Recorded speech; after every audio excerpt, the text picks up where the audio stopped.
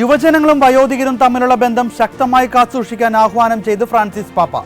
July 28 ഞായറാഴ്ച മുത്തശ്ശി മുത്തശ്ശന്മാരുടെ 4ാമത് ആഗോള ദിനം ആചരിക്കാനിരിക്കെയാണ് തന്റെ എക്സ് അക്കൗണ്ടിലൂടെ പാപ്പ ഇപ്രകാരം ആഹ്വാനം ചെയ്തത്. യുവജനങ്ങളും വയോധികരും തമ്മിലുള്ള ഒരു നവബന്ധം നമുക്ക് ആവശ്യമാണ്. മുത്തശ്ശി മുത്തശ്ശന്മാരും വയോധികരും എന്ന ഹാഷ്ടാഗോട് കൂടിയാണ് പാപ്പ തന്റെ സന്ദേശം പ്രസിദ്ധീകരിച്ചത്. എക്സിൽ 5 കോടിയിലേറെ ഫോളോവേഴ്സാണ് പാപ്പയ്ക്കുള്ളത്. സാധാരണ ഈ സന്ദേശങ്ങൾ അറബി, ലത്തീൻ, German, Italian, English, Spanish, Polish, Portuguese, French എന്നിങ്ങനെ 9 ഭാഷകളിൽ ലഭ്യമാണ്. നൈജീരിയയിലെ ക്രൈസ്തവർക്ക് നേരെ നടക്കുന്ന വ്യാപകമായ ആക്രമണത്തിൽ അമേരിക്കൻ ഭരണകൂടം മൗനം വെടിയണമെന്ന് ക്രൈസ്തവ മനുഷ്യാവകാശ സംഘടനയായ ഇന്റർനാഷണൽ ക്രിസ്ത്യൻ കൺസേൺ. പീഡനം, ദീർഘകാല തടങ്കൽ, തട്ടിക്കൊണ്ടുപോകൽ, മറ്റു മനുഷ്യാവകാശ ലംഘനങ്ങൾ എന്നിവ ഉൾപ്പെടെയുള്ള ആക്രമണങ്ങൾ രാജ്യത്ത് വ്യാപകമാണെന്ന് ICC ചൂണ്ടിക്കാട്ടി.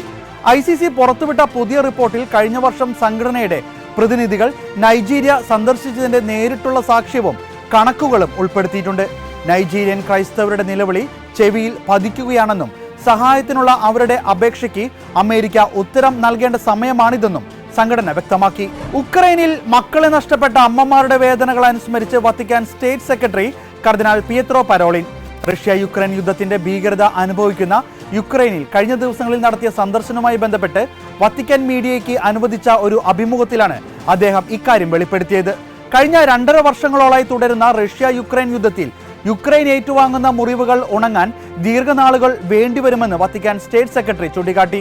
യുദ്ധങ്ങളെക്കുറിച്ച് അന്താരാഷ്ട്ര സമൂഹത്തിന്റെ ശ്രദ്ധ പിടിച്ചു നിർത്തുക എന്നതാണ് ഈ കാലത്തെ പ്രധാന ആവശ്യമെന്ന് പറഞ്ഞ കർദിനാൾ മറയ്ക്കപ്പെട്ട മറ്റൊരു സംഘർഷം ഇത് അവസാനിക്കരുതെന്നും പ്രത്യേകം ഓർമ്മിപ്പിച്ചു. ജോവാക്കിനോ ജെനോവിസ് പരിശുദ്ധ ത്രിത്വത്തിന്റെ സജീവ സാന്നിധ്യത്തെക്കുറിച്ച് മനസ്സിലാക്കിയതായി പറയപ്പെടുന്ന ഇറ്റലിയിലെ മാച്ചോ ഗ്രാമത്തിലെ മേഴ്സി ഓഫ് ഹോളി ട്രിനിറ്റി ദേവാലയവുമായി ബന്ധപ്പെട്ട ദർശനങ്ങൾക്ക് അംഗീകാരം നൽകി വത്തിക്കാൻ. കത്തോലിക്ക സഭയിലെ പ്രത്യക്ഷീകരണങ്ങളെക്കുറിച്ചുള്ള പുതിയ മാനദണ്ഡങ്ങളെ അടിസ്ഥാനമാക്കി dicastery of doctrine of faith ആണ് ഈ ദർശനങ്ങൾക്ക് അംഗീകാരം നൽകിയത്.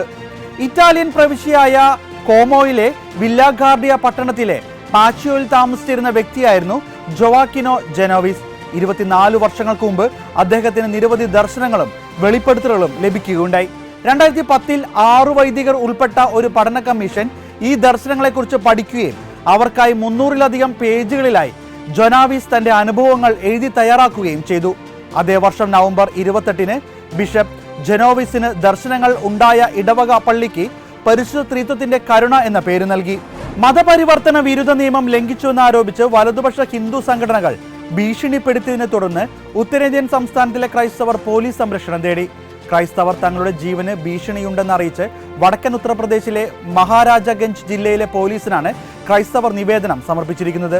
പ്രാർത്ഥനാ കൂട്ടായ്മകളിൽ അതിക്രമിച്ചു കയറി തീവ്ര ഹിന്ദുത്വവാദികളായ ബജ്രംഗൾ പ്രവർത്തകർ അക്രമം അഴിച്ചുവിടുന്നത് തുടരുന്നതിനാൽ പോലീസ് സംരക്ഷണം തേടാൻ നിർബന്ധിതരായി തീർന്നിരിക്കുകയാണെന്ന് നിവേദനത്തിൽ പറയുന്നു.